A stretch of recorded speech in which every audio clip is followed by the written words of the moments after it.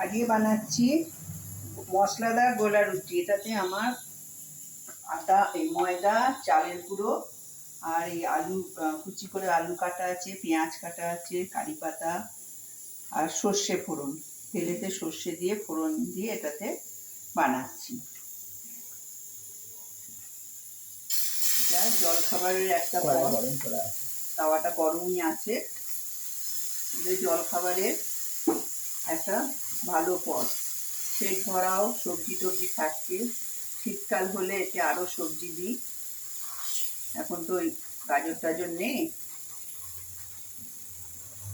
এখন আর গাজর ভালোও লাগবে না, ওই জন্য আর দিইনি। এটা একটুখানি গরম হোক, তারপরে উল্টে দেবো। কথা বলে যাও, আমার রান্নাটা দেখছি। এর আগে আমি একটা মশলাদার চিলি পনির করেছিলাম, এবারে এটা মশলাদার গোলা রুটি। আমাদের প্রিয় খাবার, এটা আমরা সকালবেলাতে মর্নিংয়ের আমাদের টিফিন। এটা সবাই খেতে খুব ভালোবাসে। এতে আরও সবজি দিই, তো আজকে যা ঘরে ছিল তাই দিয়েই করে দিলাম।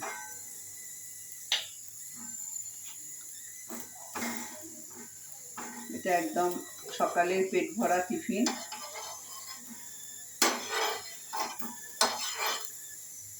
আমাদের বাড়িতে সবাই ভালোবাসে।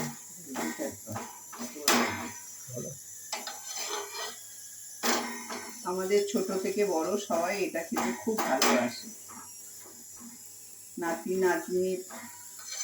নাতনি তো খুব ভালোবাসে।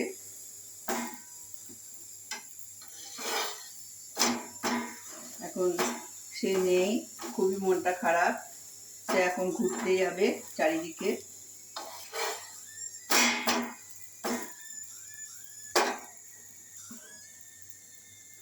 এটাতে বেশি তেল লাগে না, অল্প তেল দিয়েই ভাজা হয়।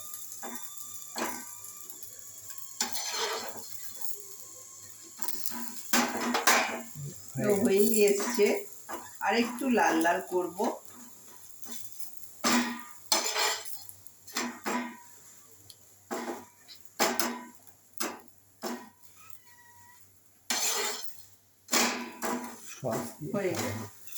হয়ে গেছে। এটা আপনারা সস দিয়ে বা ধনেপাতা পুদিনার চাটনি দিয়ে খেতে পারেন, খুব ভালো লাগবে। এটা লাইক করবেন, শেয়ার করবেন, খেয়ে দেখবেন, ভালোই লাগবে। নমস্কার।